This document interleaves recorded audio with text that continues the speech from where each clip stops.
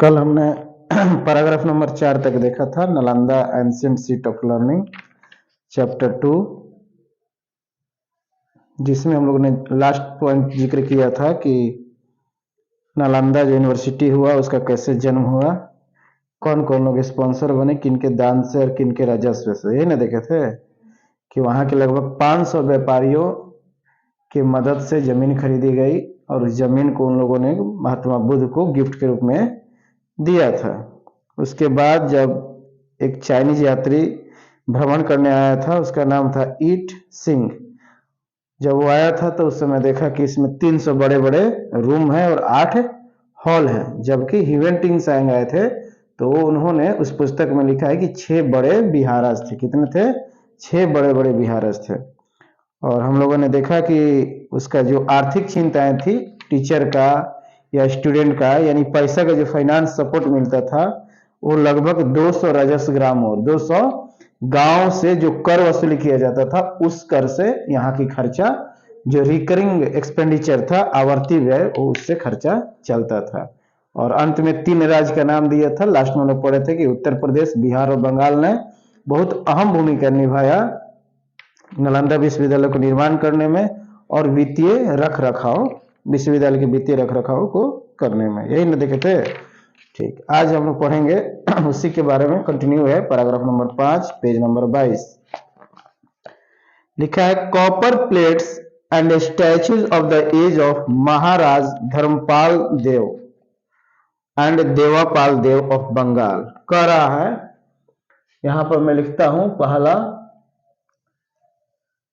Copper plates, copper plates, तांबा, copper मतलब तांबा होता है ना, तो तांबा का जो प्लेट थे और मूर्ति, स्टैचू, दूसरा चीज कह रहा है स्टैचूज, मूर्ति, स्टैचूज मतलब मूर्ति। तो तांबा के जो प्लेट बने थे, स्टैचू बने थे, और किस काल के थे? एज ऑफ 2 राजा का नाम दिया है। पहला, उस राजा का नाम है महाराजा धर्मपाल, ही ना है, महाराजा धर्मपाल। ठीक है। दूसरा एक और व्यक्ति के नाम दिया है, उस राजा का नाम था धर्मपाल देवा। पूरा नाम इनका क्या है? महाराजा धर्मपाल देव, ऐसे पढ़ेंगे लेकिन इंग्लिश में देवा। ठीक है, DEVA, देवा, धर्मपाल देवा। इंक नहीं है क्या इसमें?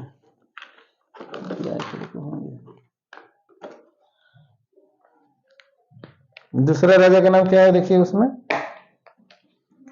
देवापाल देवा, देवापाल देवा। ठीक है। तो इन लोगों के काल का बात कर रहा है कि इनके एज में, इनके समय में या इनके काल में, कौन सा राजा? महाराजा धर्मपाल देवा और देवापाल देवा के काल में जो कॉपर प्लेट, तांबा के प्लेट या मूर्तियां पाई जाती थी, ये कहां के महाराजा थे? बंगाल का। कौन सा प्रेसिडेंसी का? बंगाल, बंगाल प्रेसिडेंसी, बंगाल प्रांत का ये लोग महाराजा थे। बंगाल उस समय प्रेसिडेंसी 3 प्रांतों में बांटा गया था, मुंबई, बंगाल और मद्रास। ठीक है। पहले, have been found at Nalanda in the course of archaeological excavation। जब पुरातात्विक विभाग के द्वारा खुदाई की गई तो उस खुदाई के दौरान महाराजा धर्मपाल देवा और देवापाल देवा, जो बंगाल के महाराजा थे, किंग थे, महाराजा थे, राजा थे, उनके युग का कॉपर प्लेट और मूर्तियां पाई गई। कब? जब नालंदा यूनिवर्सिटी की खुदाई की गई तब। क्लियर है?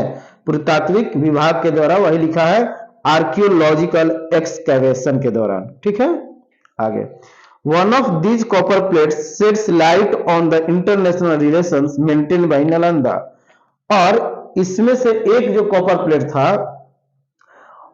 वो क्या किया? प्रकाश डाला अंतरराष्ट्रीय संबंध पर, जो मेंटेन्ड बाय नालंदा। जैसे जितने भी ये सब निकले हैं, तो जो कुछ में से इस कॉपर प्लेट में कुछ एक ऐसे कुछ प्लेट मिले जिसका रिश्ता कहां से था? विदेशी से था, इंटरनेशनल, अंतरराष्ट्रीय, इंटरनेशनल, अंतरराष्ट्रीय रिलेशन पाया गया।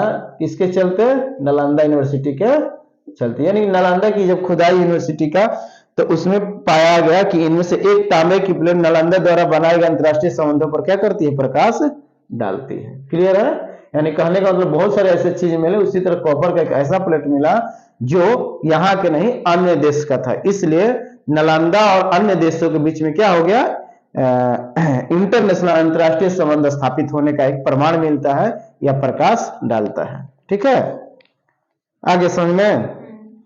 आगे लिखेंगे we learn from it that Shri Balaputra Deva the Shailendra emperor of Swarnadwip now a part of Indonesia. कह रहा है कि अभी वर्तमान में एक देश है, उसका नाम है इंडोनेशिया। क्या नाम है? इंडोनेशिया वर्तमान में। और इस इंडोनेशिया का एक द्वीप था, एक राजा है, वहां का नाम दिया है श्री बलपुत्र देवा।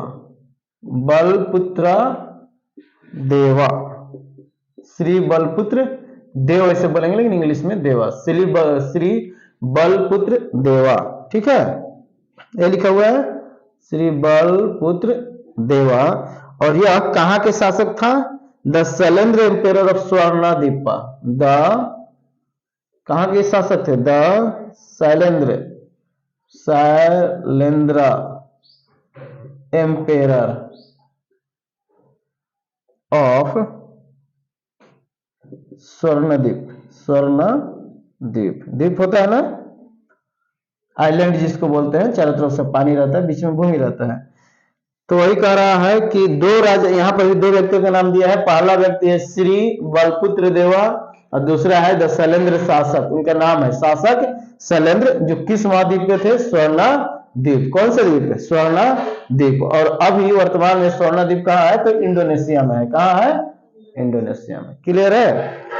तो वही कह रहा है कि we learn from it that Shri Balaputra Deva and the Shailendra emperor of Swarnadwip now a part of Indonesia had sent his envoy to Devapal Deva the ruler of Magadh with a request that he should make a gift of 5 villages to Nalanda और on behalf of the farmer। देखिए क्या कर रहा है, ध्यान से सुनेंगे। यहां पर एक मीनिंग दिया हुआ है, पहले उस मीनिंग को हम लोग लिख लेंगे। क्या है मीनिंग? इनवॉय। इनवॉय का मतलब क्या होता है? हाँ, अपने एम्बेसडर को भेजा, अपने मैसेंजर को भेजा, यही ना। तो ये राजा जो थे, इन्होंने इनवॉय को भेजा, अपने इनवॉय, अपने मैसेंजर को। सिंपल में मैसेज भेजने वाला, संदेश वाहक, यही ना। या इसका दूसरा मीनिंग है मैसेंजर। मैसेंजर, मैसेज होता है ना, मैसेंजर। ठीक है, मैसेंजर, मैसेंजर, मैसेंजर को इन्होंने भेजा।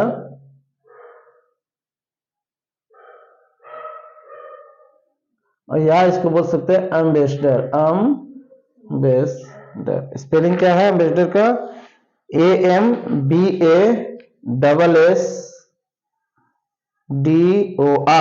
यही ना, DOR। एम्बेसडर यानी कि राजदूत या संदेशवाहक, मैसेंजर। ठीक है, मैसेंजर। तो कौन भेजा? कि जो, सुन लीजिए ध्यान से, वी लर्न फ्रॉम इट, हम लोग को इससे यह सीखने को मिला कि श्री बलपुत्र देव और शैलेंद्र शासक जो स्वर्णद्वीप के थे, जो अभी वर्तमान में इंडोनेशिया में पाया जाता है, वह स्थान हैज सेंट हिज इनवॉय, ये दोनों ने अपने राजदूत को भेजा। अपने देश से क्या भेजा? राजदूतों को भेजा, संदेशवाहकों को भेजा। क्या भेजा? टू देवापाल देवा। किसके पास भेजा? यहाँ के महाराजा, जो बंगाल के महाराजा थे, या बंगाल प्रेसिडेंसी में बिहार भी आता था पहले। तो यहाँ के इंडोनेशिया के, सिंपल में आज कहेंगे तो इंडोनेशिया के राजा ने बंगाल के राजा को, और बंगाल का राजा का नाम कर रहा है देवापाल देवा जी को, क्या भेजा? जो द रूलर ऑफ मगध, जो ये कहाँ के शासक थे? मगध जोन का, Magadh, the ruler of Magadh. ठीक है, मगध। तो मगध के जो शासक था, उसको इन्होंने अपने, उसके पास एक अपना राजदूत भेजा, अपना एक मैसेंजर भेजा, और रिक्वेस्ट किया, एक अनुरोध के साथ, with a request that he should make a gift of 5 villages to Nalanda on behalf of the farmer. हाँ, कि किसान के लिए वो 5 गांव को क्या करें? गोद ले ले, गिफ्ट दे। कितने? 5 गांव को क्या कर रहे हैं? गिफ्ट लेने के लिए क्या किया? राजा ने भेजा, एक अपना दूत भेजा। वह नालंदा को 5 गांव का क्या करेगा? उपहार देगा। 5 गांव को क्या करेगा? उपहार देगा, यानी कि सिंपल में उसको गोद ले लेगा, उस गांव का देखरेख करेगा, 5 गांव को। क्लियर है? आगे according to his copper plate inscription, और जो कॉपर प्लेट मिले उस पर कुछ शिलालेख लिखे हुए थे। कल मीनिंग बताए थे। इंस्क्रिप्शन मतलब क्या, उस पर खुदाई किया हुआ कुछ लिखा हुआ, राइटिंग या स्क्रिप्ट, लिपि होता है। इंस्क्रिप्शन मतलब लिपि, इंस्क्रिप्शन या शिलालेख। कल लिखवाए थे शिलालेख, इसको इंग्लिश में दिया है स्क्रिप्ट। स्क्रिप्ट मतलब लिपि यानी लिखी हुई अक्षर को, या राइटिंग। सिंपल में बोलेंगे तो क्या बोलेंगे, राइटिंग। तो कह रहा है कि जो कॉपर प्लेटिंग मिला उस कॉपर प्लेट पे कुछ खुदाई करके या ऐसे उकेरा हुआ कुछ लिखा हुआ है ना। जैसे हम लोग नंबर प्लेट गाड़ी पे लगवाते थे, नंबर प्लेट देखे होंगे, उस पर पेंट से भी लिखा था और कुछ ऐसे बल्ज आउट रहता है, उस पे से निकला रहेगा नंबर, है ना। उसी तरह या जो घर में जो सील होता है तो उसमें डिजाइन जो होता है क्या है, उसको काटा जाता है। उसी तरह इंस्क्रिप्शन होता था, यानी लिखा जाता था पहले के प्लेटों पर या और शिलालेखों पर। तो according to his copper plate inscription, उस राजा के इंस्क्रिप्शन के दौरान Balaputra the emperor of Java, Balaputra कहां के थे, जावा के शासक थे। ये बलपुत्र देवा जो थे, याद रखना ये कहां के हैं, जावा, इंडोनेशिया में है। और देवापाल देवा कहां के थे, मगध के। कहां के, मगध। ठीक, आगे बढ़ते हैं।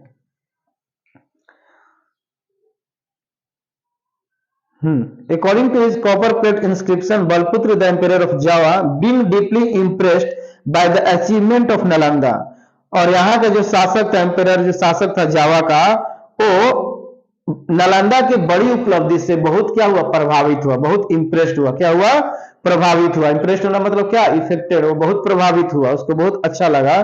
And had a large vihara constructed here to give visible expression of his devotion to Lord Buddha, और वहां पर उन्होंने लार्ज विहारों को क्या किया, निर्माण करवाया। लार्ज विहारा को सॉरी, इस बात से प्रभावित हुआ कि जो यहाँ पर नालंदा विश्वविद्यालय में जो लार्ज विहारा जो बनाया गया था, बड़ा बड़ा जो एरिया था निर्मित किया गया था, वो visible expression of his devotion, और उससे पता चलता था कि लॉर्ड बुद्धा के प्रति उसका क्या है, भक्ति है।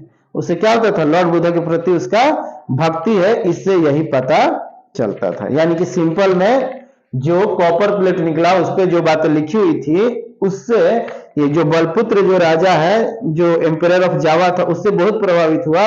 और खास करके यह देखकर प्रभावित हुआ कि जो बड़े बड़े विहारा बनाए गए थे वो क्या थे, समर्पित थे किसके लिए, लॉर्ड बुद्धा के लिए। किसके लिए, लॉर्ड बुद्धा के लिए। क्लियर है। This is but an example that has survived by sheer chance and which gives us an indelible impression of the glory which Nalanda enjoyed the world over.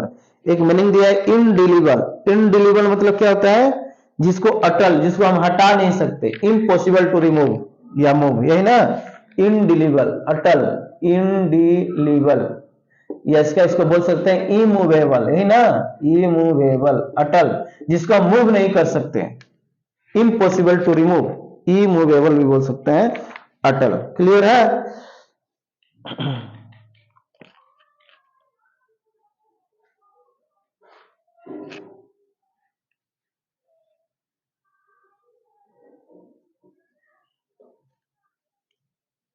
तो इन्होंने किन्होंने, बलपुत्रा ने बिहारा का निर्माण कराया, जिससे और निर्माण करवा, constructed here to give visual expression of his devotion. किन्होंने निर्माण करवाया, Balaputra the emperor of Java ने यहाँ पर बिहारा का निर्माण करवाया। और इससे क्या पता चलता है कि वह लॉर्ड बुद्धा के प्रति समर्पित था या उनका भक्त था, यही उससे क्या पता चलता है, देखने से पता चलता है। आगे, दिस इज, यह but an example that has survive by sheer chance, sorry sheer chance, sheer chance. Sheer chance का मतलब क्या होता है, संजोग से ना, संजोग होता है सिर चांस। सिर मतलब नहीं दिया, मैंने लिखी हो, ठीक है, लिख लो, लिखा देते हैं, लिखिए। कोरा ऐसे दिया हुआ है, लेकिन मीनिंग हम लोग को जानने की जरूरत है।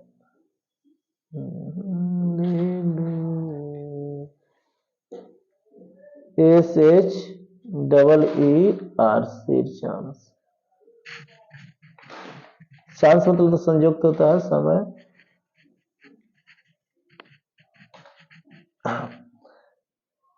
महीन, एकदम छोटा सा चांस, कोरा वही होता है, महीन, एकदम छोटा सा नहीं बोलते हैं, सिर चांस। बहुत एक छोटा सा चांस था, संयोग था कि इनके लिए कि इन्होंने एक बहुत बड़ा विहारा का निर्माण कराया, जिससे पता चल रहा है कि वह लॉर्ड बुद्धा के प्रति समर्पित है या उनका भक्त थे। ठीक है, तो सिर मतलब कोरा, एकदम छोटा सा महीन। तो this is but an example, एक उदाहरण है, बट हैज सर्वाइव बाय सिर चांस, लेकिन ये बहुत छोटे से संयोग से इसका निर्माण हो गया, ठीक है। And which gives us an indelible impression of the glory which Nalanda enjoyed the world over, और इससे हमें एक ऐसा अटल, जो कभी हमारे दिमाग से हटने वाली चीज नहीं है, वो हमारे अंदर ऐसा छाप है, इस नालंदा विश्वविद्यालय की महानता का ऐसा छाप है जो कभी मिट नहीं सकता है। पूरे विश्व में इन्होंने नाम को कमाया है, नालंदा विश्वविद्यालय का नाम पूरे विश्व में हुआ था, है ना, जो एंजॉय किया है, नाम कमाया है पूरे विश्व में। इंडीड, वास्तव में द नालंदा महाविहारिया आर्य भिक्षु संघ, एक संघ है, ट्रस्ट है, उसका नाम है, नाम मैं लिख देता हूं यहां पर, क्या नाम है उसका जी, लिखा है द नालंदा, द नालंदा महाविहारिया, महाविहारिया घूमने वाला ना, द नालंदा महाविहारिया आर्य, आर्य भिक्षु संघ, यानी कि मॉन्क लोगों का कुछ भिक्षु संघ है, क्या है, ट्रस्ट है, ग्रुप है, संगठन है, क्या है, संगठन है। संघ के बारे में जानते हैं हम लोग, क्या है, ऑर्गेनाइजेशन होता है, संगठन। तो इसका नाम ऑब्जेक्टिव वर्ड बन सकता है द नालंदा महाविहारिया आर्य भिक्षु संघ, बहुत बड़ा नाम, इसको रट लेना है, द नालंदा महाविहारिया आर्य भिक्षु संघ, ठीक है। तो ये क्या कह रहा है, आर्य भिक्षु संघ वाले लोग पढ़ेंगे तो पता चलेगा, ठीक। वास्तव में जो ये संघ है was held in great steam all over Asia, इसका बहुत इज्जत सम्मान मिला पूरा एशिया में, इस संघ का क्या मिला, इज्जत सम्मान मिला। स्टीम मतलब क्या होता है, रेस्पेक्ट, आत्मसम्मान, स्टीम, नाम कमाया लोग, क्या कमाया, नाम कमाया, ठीक है, इज्जत होता है, इज्जत, स्टीम, पूरी एशिया में बड़ी इज्जत के साथ इस संघ को देखा जाता था, क्लियर है। इंडीड, वास्तव में द नालंदा महाविहारिया आर्य भिक्षु संघ was held in great steam all over Asia, पूरा एशिया में इसका मान सम्मान होता था, इस संघ का इज्जत दिया जाता था। स्टीम मतलब क्या होता है, इज्जत, respect. Many clay seals of this Sangha have been found at Nalanda, और इस संघ का जब खुदाई हुआ था नालंदा विश्वविद्यालय का, तो उसका बहुत सारे ऐसे क्ले सील्स मिले हैं, क्ले मतलब मिट्टी का बना हुआ कुछ ऐसे सील्स मिले हैं, मोहर मिले हैं, जिससे पता चलता है कि उस समय, उस काल में इन संघों का क्या होता था, कुछ प्रमाण है वो मिला है। क्ले सील्स, क्ले मतलब मिट्टी का बना हुआ मोहर, मिट्टी का बना हुआ क्या मिला है, मोहर बना हुआ है, जो इस संघ का प्रमाण देता है कि उस समय द नालंदा महाविहारिया आर्य भिक्षु संघ भी था, क्लियर, ठीक है। इस संघ के कई मिट्टी के मोहरें नालंदा में मिली है, क्लियर हो गया। चलो बढ़ा जाओ नेक्स्ट पेज पे, कोई डाउट है इसमें, नहीं, चलिए पेज नंबर 23, मिटा देंगे सब।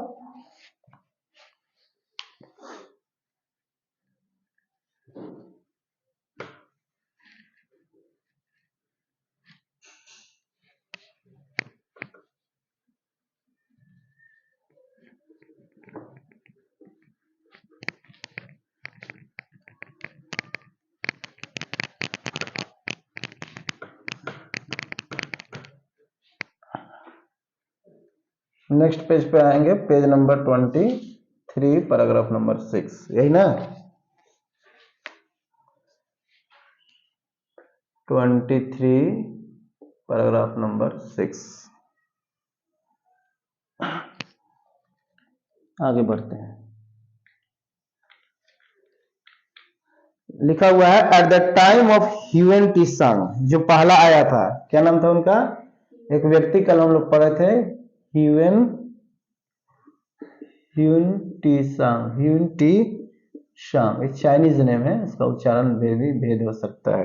ह्यूएन टी सांग visit Nalanda at the time of Hiuen T सांग, जब यह व्यक्ति चाइना से यहाँ आया था विजिट करने, नालंदा में भ्रमण करने आया था, तो नालंदा है 10,000 स्टूडेंट्स, उस समय नालंदा में कितने स्टूडेंट पढ़ते थे, विद्यार्थी, समझ लीजिए 10,000। आज तक ऐसा कोई नहीं है कि जहां बच्चे लोग इतना पढ़ते हों, 10,000 उस काल में, जो उसमें व्यवस्था नहीं होता था, उसके बावजूद भी इतने बच्चे पूरे विदेश से यहाँ पढ़ते थे।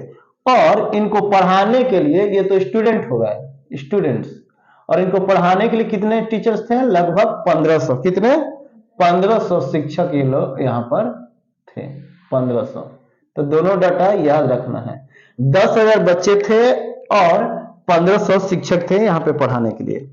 From this it is obvious, और इस बात से बिल्कुल यह पता चलता है कि teachers could pay individual attention to the education and training of their students.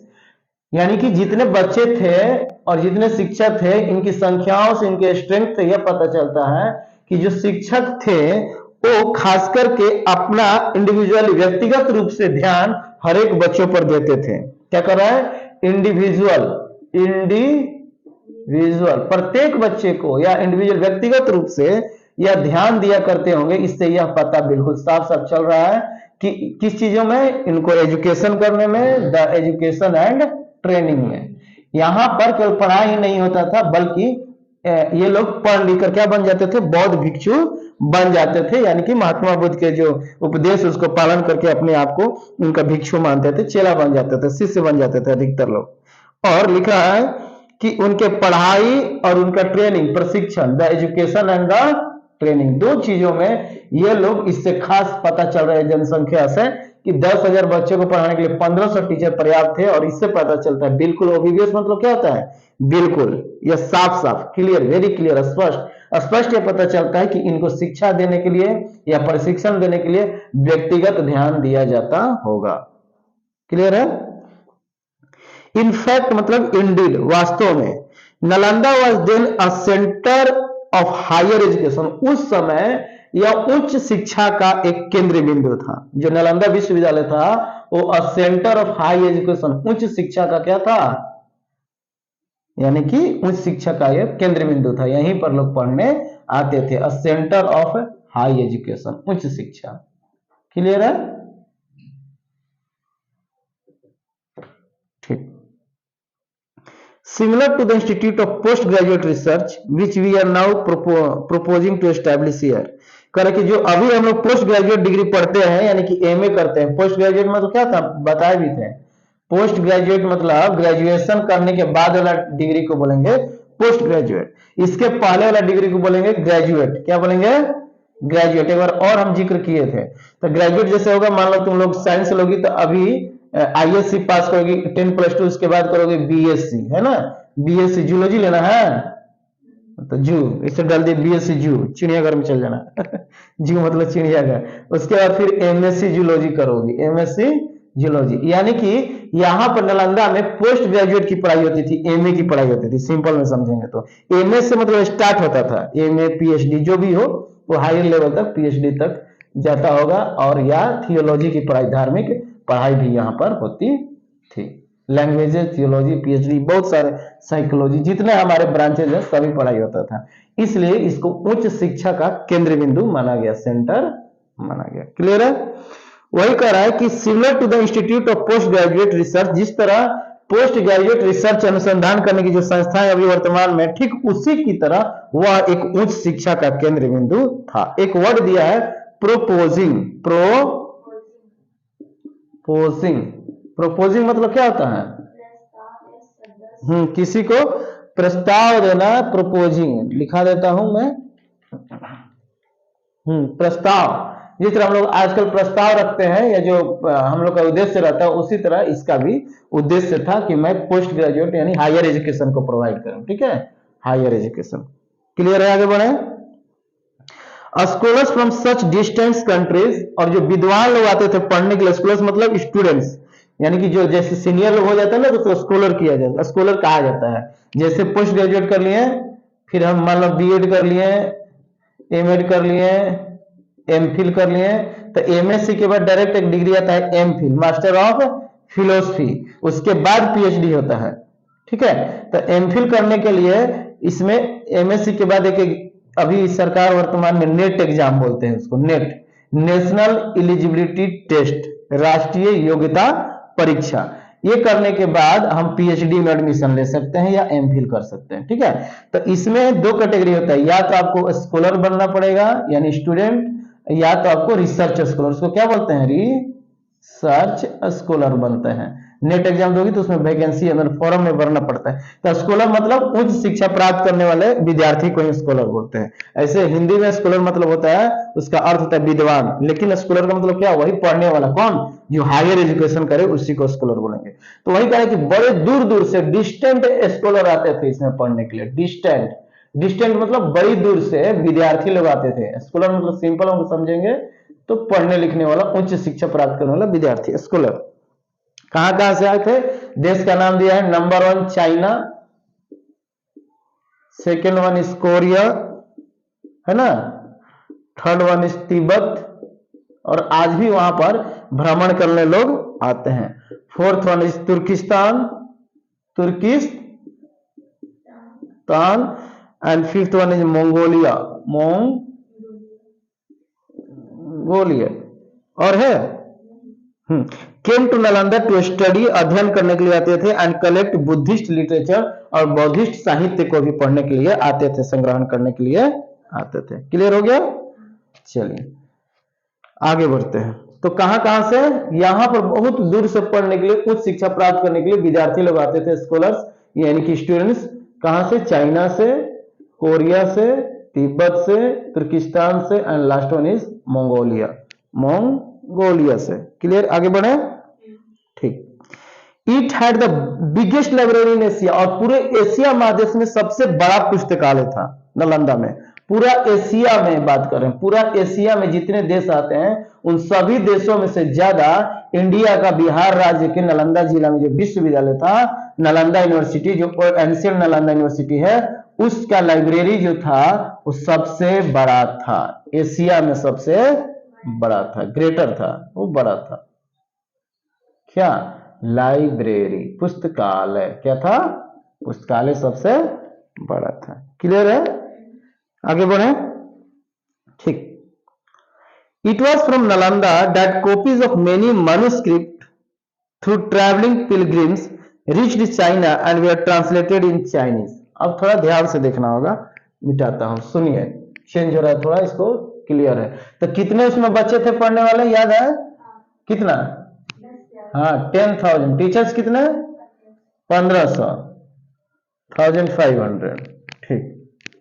और वहां पर क्या स्टार्ट, कौन सा उच्च शिक्षा मिनिमम कहां से स्टार्ट होता था? Post graduate. कहां से डिग्री थी? पोस्ट ग्रेजुएट यानी कि एमएससी से। और कौन कौन देश से लोग आते थे पढ़ने के लिए? China, Korea, Tibet, Mongolia. ठीक, तुर्किस्तान, मंगोलिया। चलिए, नहीं पढ़ने है तो रंगोलिया कह दो, होली में रंगोलिया बनता है। चलिए आगे बढ़ते हैं। कह रहे कि it was from Nalanda that copies of many manuscript. Manuscript मतलब क्या होता है जी? हस्तलेख। हाँ, मैन्युस्क्रिप्ट हस्तलेख बोलते हैं। तो हाथ से लिखी हुई हस्तलेख बोलते हैं उसको। मैन्युस्क्रिप्ट मतलब हस्तलेख, हाथ से लिखी हुई। हस्त जैसे शिलालेख था इंस्क्रिप्ट, उसी तरह मैन्युस्क्रिप्ट है, मैनुअली लिखा हुआ वह लिपि जो हाथ से लिखा गया हो, खुद से लिखा गया हो। तो हाथ से लिखी हुई कुछ कॉपी, इसकी प्रतिलिपियां, कॉपीज मतलब क्या होता है? प्रतिलिपियां यानी फोटोकॉपी। तो उसमें फोटोकॉपी थोड़ा था, प्रतिलिपियां यानी कुछ उसका कॉपियां, ये यहां से नालंदा से चलकर कहां चला गया? चाइना चला गया। नालंदा से चलकर चाइना चला गया। ठीक है, चाइना। कौन लेकर गए? जो घूमने आते थे पढ़ने वाले स्टूडेंट या बौद्ध भिक्षु, वो लोग लेते गए। वही कह रहा है कि it was from Nalanda, Nalanda से कुछ प्रतिलिपियां, कॉपी ऑफ हस्तलेख का of many manuscript through travelling pilgrims reached China and way translated in Chinese. और नालंदा से कहां गए? चाइना गया। कौन लेकर गया? पिलग्रिम्स। पिलग्रिम्स मतलब जो यात्री आते थे या जो ट्रैवलर लोग आते थे या जो टूरिस्ट लोग आते थे, उस समय तो टूरिस्ट नहीं था, ट्रैवलर, पढ़ने ही वाले जो थे, विजिट करने वाले विजिटर जो थे, इन विजिटरों ने अपने साथ हस्तलेखों को, नालंदा के हस्तलेखों को लेकर कहां चला गया? चाइना में। और चाइना में जाकर उन्होंने इसको ट्रांसलेट कर दिया। किस भाषा में? ट्रांसलेट कर दिया चाइनीज भाषा में। किस भाषा में? Translate into Chinese. क्लियर है? कोई डाउट है इसमें? ठीक। इन अ वे, और इस तरह, Nalanda has blossomed forth as a centre of higher learning and it was considered a mark of honour to be associated with Nalanda. और इस तरह या इस तरीका से नालंदा पूरे जगहों में फेमस हो गया, ब्लोज हो गया, खिल गया, सब लोग जानने लगे। और यह एक सेंटर ऑफ हायर लर्निंग यानी उच्च शिक्षा का या केंद्र बिंदु के रूप में माना जाने लगा। A centre of higher learning या education, centre of higher education. इस तरह ये इतना फेमस हुआ कि नालंदा यूनिवर्सिटी को एक नाम दिया गया कि यह उच्च शिक्षा का या उच्च पढ़ाई का, लर्निंग मतलब पढ़ाई, उच्च पढ़ाई का ये क्या है, एक केंद्रीय बिंदु है। ठीक है, इस तरह ये बहुत देशों में, देशों ने पूरे विदेशों में, विश्व में यह ब्लोज हो गया, खिल गया, यानी फैल गया, इसका नाम ख्याति बढ़ गई, ये नहीं होता है, प्रसिद्ध हो गया। एंड इट वाज कंसीडर्ड, और इसको ऐसा माने जाने लगा कि यह एक आदर का प्रतीक है, यह चिन्ह है, a mark of honour to be associated with Nalanda. Nalanda का इज्जत है, नालंदा यूनिवर्सिटी क्या है, नालंदा का इज्जत है। जैसे हम मान लो कहीं जाते हैं पटना, तो पटना का चिड़ियाघर बोलते हैं ना कि फेमस, कहाँ जा रहे हैं तो कुछ जानते हो वहां फेमस, तो पटना का चिड़ियाघर है, म्यूजियम है, तारामंडल है ना, गंगा नदी है, तो कुछ फेमस चीज है। उसी तरह नालंदा जिला का उस काल में नालंदा यूनिवर्सिटी क्या था, बहुत फेमस था और एक इज्जत का प्रतीक था। नालंदा का इज्जत किससे होता था, तो नालंदा यूनिवर्सिटी से होता था, इसलिए कहा गया है अ मार्क ऑफ ऑनर के रूप में इसको जाना जाता था। क्लियर है, आगे। The citizens ensured the preservation of many a rare volume by getting copies and keeping them here for safe custody. यहाँ के जो निवासी थे उन्होंने क्या किया, कंजर्वेशन किया। कंजर्वेशन मतलब संरक्षण करना, एक वर्ड दिया है परसिविरेशन, परसिविरेशन, प्रिजर्व करना मतलब बचा के रखना, संरक्षण, कंजर्वेशन बोलते हैं, क्या बोलते हैं, मीनिंग दिया हुआ है कंजर्वेशन, कंजर्वेशन संरक्षण करना यानी बचा के रखना, सुरक्षित रखना, संरक्षण होता है इसका, संरक्षण, इसका हिंदी क्या होगा, संरक्षण। तो कह रहे कि यहाँ के कुछ निवासियों ने, यानी इंडिया के, नालंदा के लोकल जो निवासी थे, द सिटीजन्स इंस्यूर्ड, ये सुनिश्चित किया, इंस्यूर्ड मतलब सुनिश्चित करना, इंस्यूर्ड मतलब होता है सुनिश्चित करना। इन लोगों ने, यहाँ के लोगों ने, वासियों ने, नालंदा के वासियों ने, भारतवासियों ने कुछ सुनिश्चित किया कि हम जो रेयर वॉल्यूम है, जो किताबें दुर्लभ है, बहुत कम मात्रा में है, बहुत कम में पाया जाता है, दुर्लभ बातें हैं, दुर्लभ जो पुस्तकें हैं, उसको हम क्या करेंगे, संरक्षण करके रखेंगे। हो सकता है भविष्य में रहे ना रहे, उसके प्रतिलिपियों को हम लोग भी अपने पास में रखेंगे, संरक्षण करके रखेंगे। और rare volume by getting copies and keeping them here for safe custody, और अपने सुरक्षा, रख रखाव, कस्टडी मतलब क्या होता है, रख रखाव, बोलते हैं ना पुलिस कस्टडी में उसको कर दिया गया, जो भी अपराधी पकड़ता है तो बोलते हैं पुलिस के कस्टडी में चल गया, पुलिस कस्टडी मतलब पुलिस के देख रेख में, पुलिस की निगरानी में उसको रखा गया। उसी तरह यहाँ के निवासियों ने, हमारे इंडिया नालंदा के वासियों ने, नालंदा में से जो भी दुर्लभ पुस्तकें थे, रेयर वॉल्यूम थे, उसका कुछ प्रतिलिपियां अपने पास सुरक्षित रख लिया, अपने अपने रख रखाव में या अपने देख रेख में। क्लियर है, आगे। When, जब इन द 12th सेंचुरी, जब 12वीं शताब्दी आई, 12th सेंचुरी की बात कर रहा है, 12वीं शताब्दी, जब 12वीं शताब्दी आई, इट्स लाइब्रेरी वाज डिस्ट्रॉयड, और इसको लाइब्रेरी में आग लगा दिया। क्या कर दिया, आग लगा दिया। 12वीं शताब्दी आई तो लाइब्रेरी में क्या कर दिया, आग लगा दिया, विनाश कर दिया गया। डिस्ट्रॉयड मतलब विनाश करना, डिस्ट्रॉय मतलब क्या होता है, विनाश करना। कब लगाया गया, तो एक ऑब्जेक्टिव वर्ड बन सकता है, when the ancient Nalanda universities library was destroyed, तो आंसर होगा इन 12th सेंचुरी, 12वीं शताब्दी में। क्लियर है, अच्छा। And many of the manuscripts had already found their way to Nepal and Tibet, and many of these manuscripts are still there. कह रहा है कि आग लगने से पहले, 12वीं शताब्दी से पहले जो हस्तलिखियां थी वो किसी न किसी तरीका से नेपाल और तिब्बत में चल गई थी, यानी जो पढ़ने आए होंगे विद्यार्थी, स्कॉलर्स, उस पर हस्तलिपियां को लेकर चले गए थे अपने साथ, हर समझ में, उसकी कॉपियां लेकर चले गए थे। और कुछ ऐसे भी बहुत सारे these manuscripts are still there, आज भी वहां पर है, जिसको म्यूजियम में रखा गया है। क्लियर है, चलिए नेक्स्ट पैराग्राफ में आते हैं, पेज नंबर 23, पैराग्राफ नंबर 7।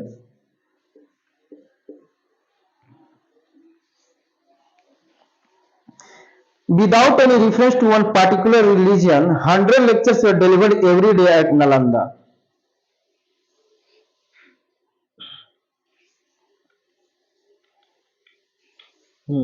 करे किसी विशेष धर्म का रेफरेंस दिए बिना, संदर्भ दिए बिना, मिटा दो।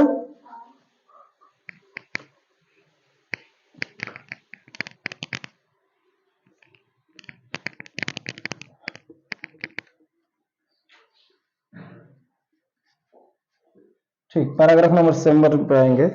करे without any reference to one particular region, किसी खास धर्म का संदर्भ दिए बिना, रेफरेंस मतलब क्या होता है, संदर्भ या उसके बारे में बतलाए बिना, वहां पर 100 lectures every delivered every day. वहां पर कितने टीचर लोग देते थे, रोज 100 क्लासेस चलते थे, 100 लेक्चर। जैसे आज हम क्लास ले रहे हैं तो आज का 1 घंटा का लेक्चर हुआ, उसी तरह प्रतिदिन 100 घंटा का लेक्चर चलता था। लगभग कितने, 100 लेक्चर, यानी कि 100 टीचर प्रतिदिन एवरी डे वहां पर डिलीवर हुआ जाता था, यानी पढ़ाया जाता था। कितना, किसी खास धर्म के बारे में नहीं, बल्कि वहां पे 100 लेक्चर विभिन्न विषयों के ऊपर पढ़ाया जाता था। वही लिखा है कि without any reference to one particular, एक विशेष धर्म के संदर्भ में नहीं, बल्कि वहां पे प्रतिदिन 100 लेक्चर्स पढ़ाए जाते थे, यानी 100 क्लास हुआ करता था। Both Brahmanical and Buddhist literature, दो धर्मों के बारे में या दो चीजों के बारे में बताया जाता था। ब्राह्मणिकल, ठीक है, ब्राह्मणवादी जो साहित्य था उसके बारे में, एक बुद्धिस्ट साहित्य, बौद्ध धर्म वाला, बुद्धिस्ट, ठीक है, बौद्धित्व वाला, और ब्राह्मणिकल, ब्राह्मण और बौद्ध से जुड़ी हुई जो भी साहित्य थी उसके बारे में लेक्चर दिया जाता था। ये क्या था, लेक्चर थे, ठीक है, लिटरेचर, साहित्य के बारे में लेक्चर दिया जाता था, लिटरेचर। तब ब्राह्मणिकल एंड बुद्धिस्ट लिटरेचर के रिलेटेड संदर्भ क्लासिकल होते थे। इसके अलावा और भी विषय थे। तीसरा विषय का नाम दिया है फिलोसफी, दर्शन शास्त्र की पढ़ाई होती थी, फिलोसोफी, दर्शन शास्त्र। दूसरा है विज्ञान, साइंसेस, विज्ञानों की पढ़ाई होती थी। एंड उसके बाद आर्ट फॉर्म, ठीक है, कला, आर्ट्स के जो विषय होते थे। Part of the syllabus of Nalanda university, और नालंदा यूनिवर्सिटी के पाठ्यक्रम का यही भाग्य था या पाठ थे लोग। नालंदा यूनिवर्सिटी का क्या था, ये सिलेबस था, ठीक है, सिलेबस का पार्ट था ये सब विषय। क्लियर है। तो नालंदा यूनिवर्सिटी में क्या क्या पढ़ाए जाते थे, खास करके धर्म से रिलेटेड अगर कहे तो थियोलॉजी में ब्राह्मणिकल एंड बुद्धिस्ट लिटरेचर को, बाकी विषय पे आएंगे तो फिलोसफी, साइंसेज और आर्ट्स के विषय को पढ़ाया जाता था। और कला का भी, कला, ठीक है, कला, और यही नालंदा विश्वविद्यालय का पाठ्यक्रम का एक भाग था ये सब विषय। A majority of the monks used to study the works of Mahayana and the other 18 Nikayas of the Buddhist faith। कह रहा है कि अधिकतर यहाँ पर जो बौद्ध भिक्षु लोग थे, जो पढ़ने आते थे, विद्यार्थी अपने आप को सन्यासी बनकर यहाँ आते थे, घर द्वार छोड़कर त्याग करके पढ़ाई करने के लिए भिक्षु बन जाते थे, उन लोगों ने खास करके, मेजोरिटी मतलब प्रमुखता ये लोग भिक्षु, जो मॉन्क्स मतलब क्या होता है, भिक्षु, MONKS, मॉन्क्स, ये प्रयोग करते थे किस विषय को अध्ययन करने के लिए, study the works of Mahayana, दो विषय को पढ़ते थे। यानी यहां लिख देंगे जो बुद्धिस्ट मॉन्क्स से वो दो विषय को पढ़ते थे। पहला नाम दिया है महायाना, क्या लिखा है, महायाना, इस विषय पर ध्यान देते थे। दूसरा 18 निकायास, 18 निकायास। अब ये दोनों क्या है, तो महायाना और 18 निकायास जो चैप्टर थे, किताब थे, ये बौद्ध धर्म का विश्वास से जुड़ी हुई बातें या कुछ उपदेश थे बौद्ध धर्म का, या उनके पुस्तक से रिलेटेड लिया गया। ये क्या है, कुछ पाठ है जिसका नाम है महायाना और निकायास। और निकायास कितने थे, 18। कितने थे, 18। किससे जुड़ी हुई है, बुद्धिस्ट फेथ से, बौद्ध विश्वास से, ठीक है, यानी कि बुद्धिस्ट लिटरेचर से जुड़ी हुई बातें, ठीक है, क्योंकि ये बौद्ध धर्म का भिक्षु थे, उसका चेला थे, शिष्य थे। क्लियर है। इसलिए बौद्ध धर्म से रिलेटेड इन्होंने ज्यादा काम, यहाँ के स्टूडेंट जो आते थे बौद्ध भिक्षु, वो महायाना और निकायास की पढ़ाई करते थे, ठीक। बट परंतु इसके अलावा there also was a provision, वहां सुविधा थी, प्रोविजन थी for the study and teaching of the Vedas and allied literature. उस महाविद्यालय में, नालंदा यूनिवर्सिटी में, इसके अलावा, ये तो हो गया बौद्ध भिक्षु के लिए, उसके अलावा अन्य लोगों के लिए और भी था कि हम वेदा का पढ़ाई कर सकते हैं। वेदा, ठीक है, वेद कौन कौन वेद होते हैं, अर्थवेद, यजुर्वेद, सामवेद और ऋग्वेद, यही ना, अर्थवेद, अर्थवेद, यजुर्वेद, सामवेद और ऋग्वेद। यही पुराना हमारा ग्रंथ है हिंदुइज्म का। तो इसको पढ़ना अति आवश्यक है एक हिंदू होने के नाते, या एक हिंदुइज्म होने के नाते हमें अपने धर्म की नॉलेज होनी चाहिए। या इसके अलावा गीता है ना, गीता को भी पढ़ के देख लेना चाहिए क्या है। रामायण अभी जो आया है तुलसीदास है जो भी लिखे हुए हैं, और क्या है, महाभारत की भी किताबें हैं, उसी तरह बाइबल है, कुरान है, सब धर्म के थोड़ा नॉलेज रखना चाहिए आखिर है क्या उसमें। ठीक है, तो कह रहे हैं कि वेदांत का भी पढ़ाई होता था, और उसके अलावा अलाइड लिटरेचर, अलाइड मतलब सब्सिडियरी सेकेंडरी, जैसे अलाइड सब्जेक्ट का मतलब यह हुआ, जैसे मान लो अलाइड लिटरेचर यानी अन्य साहित्य, अन्य साहित्य। अब मैं बताता हूं अलाइड क्या होता है, कॉलेज में जाओगी तो समझ में आ जाएगा। जैसे मान लो हम लिए हैं, तुमको लेना है PCB, physics chemistry biology, 10th बाद लेना है 11th में। तो बायोलॉजी के अलावा अलाइड सब्जेक्ट क्या है, तो मान लो हमको मैथ लेना है, एक्स्ट्रा सब्जेक्ट, जिसको हम लोग एक्स्ट्रा बोलते हैं, उसी को क्या बोलते हैं इंग्लिश में, अलाइड, अतिरिक्त विषय। तो अतिरिक्त साहित्य, अतिरिक्त धर्मों से, अतिरिक्त विषय से जुड़े हुए जो साहित्य थी उसका भी पढ़ाई यहाँ किया जाता था। सिंपल में 3 पार्ट में बांट दिया। पहला, ये विषय का ही हम जिक्र कर रहे हैं, ध्यान से सुनिएगा। यहाँ पर प्रतिदिन 100 लेक्चर दिया जाता था। प्रतिदिन कितने क्लास चलते थे, 100 लेक्चर का क्लास होते थे, जिसमें से खास करके ब्राह्मणिकल और बुद्धिस्ट लिटरेचर से जुड़ी हुई बातें पढ़ाया जाता था। किस क्षेत्र में, इसको बोलेंगे थियोलॉजी। थियोलॉजी का मतलब होता है धर्मशास्त्र या धर्म विज्ञान। थियोलॉजी का मतलब क्या होता है, धर्म विज्ञान। तो ब्राह्मणवादी और बुद्धित्ववादी से जुड़ी हुई बातों को पढ़ाया जाता था। इसके बाद अगर हम विषय पे आते हैं तो खास करके जो फेमस विषय थे, दर्शन शास्त्र, विज्ञान में सब आ जाएंगे, रसायन, जो भी विज्ञान हो, और इसके बाद आर्ट्स के विषय, और इसके अलावा कला, जो क्राफ्ट होता है, आर्ट एंड क्राफ्ट। ये आर्ट हो गया विषय, एक होता है आर्ट एंड क्राफ्ट, यानी कि जो स्किल्स होता है उसका भी पढ़ाई किया जाता था। कैसे आर्ट बनाना है, कैसे मूर्तियां बनाना है, कैसे कला है, उस कला को भी फोकस किया जाता था। उसके अलावा जो बौद्ध भिक्षु थे उसको खास करके वो लोग अपने धर्म से जुड़ी हुई चीजें, बुद्धिस्ट विश्वास से जुड़ी हुई चीजें और महायाना और निकायास के बारे में विशेषकर वो लोग पढ़ाई करते थे। कौन, जो खास करके इस विषय को चूज करते हैं कि नहीं हमको केवल बुद्धिस्ट लिटरेचर में डिग्री चाहिए, तो वो लोग इसका पढ़ाई करते थे। किसका, महायाना का और निकायास का। इसके अलावा अन्य स्टूडेंट्स के लिए या हमारे हिंदुइज्म के लिए, इंडियंस के लिए वेदास का भी वहीं पढ़ाई होती थी। अर्थवेद, यजुर्वेद, सामवेद और ऋग्वेद या गीता, जो भी अपना धर्म ग्रंथ था। उसके अलावा अतिरिक्त एक्स्ट्रा विषय भी, अलाइड लिटरेचर, अतिरिक्त साहित्य का भी अध्ययन कराया जाता था। इसमें क्लियर हो गया, आगे बढ़ते हैं। The liberalism practiced by the educational authorities of Nalanda was unique, and seeds of Nalanda's rise and progress lay in the academic attitude which freely exposed itself to the religion and philosophy of all mankind without any prejudice whatsoever. इसको समझा देता हूं, मिटा दो।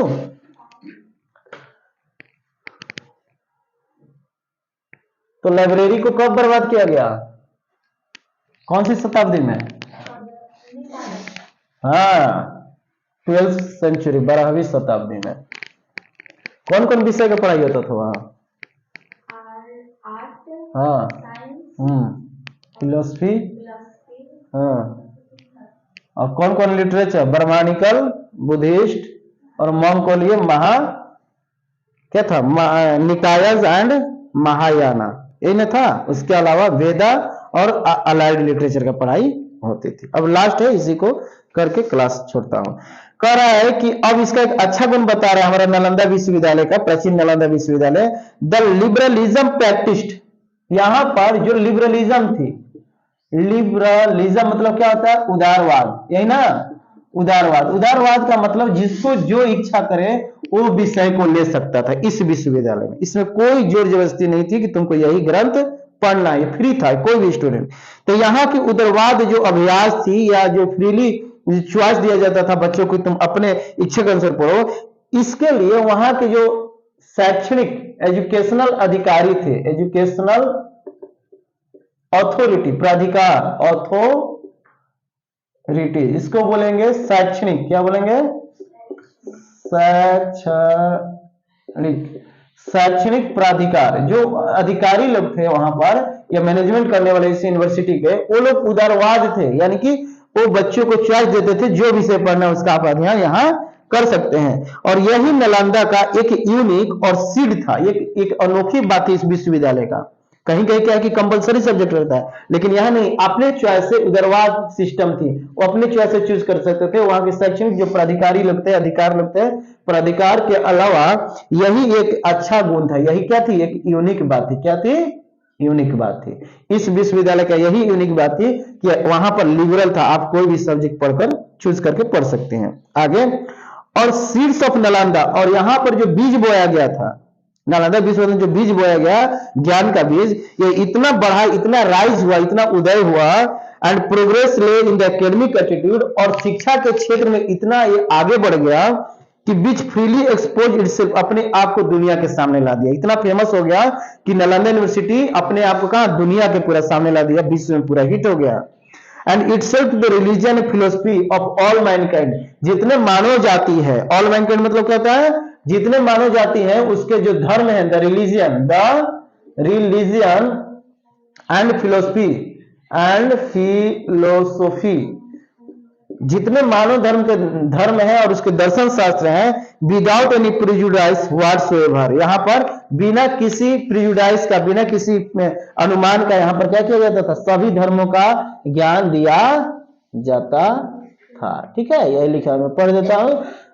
लिखा है कि नालंदा शैक्षिक अधिकारियों द्वारा प्रचलित उदारवाद और अद्वितीय था। वहां का जो सिस्टम था उसका कोई तुलना नहीं था। यहाँ पर सभी मानव जाति के धर्म का पढ़ाई किया जाता था और उससे जुड़े हुए धर्म से दर्शन शास्त्र का भी पढ़ाई किया जाता था। खत्म हो गया। ठीक है, सिंपल में इसमें यही यूनिक चीज थी कि यहाँ पे लिबरलिज्म था, जो आपको पढ़ना उसको चॉइस के अनुसार आप पढ़ाई कर सकते हैं। ठीक है, फिर कल हम लोग मिलते हैं पेज नंबर 24, पैराग्राफ नंबर 8 और 9 का 10-11 का भी मीनिंग फाइंड आउट करके लाइएगा। ठीक है, जो हार्ड है। ठीक, थैंक यू।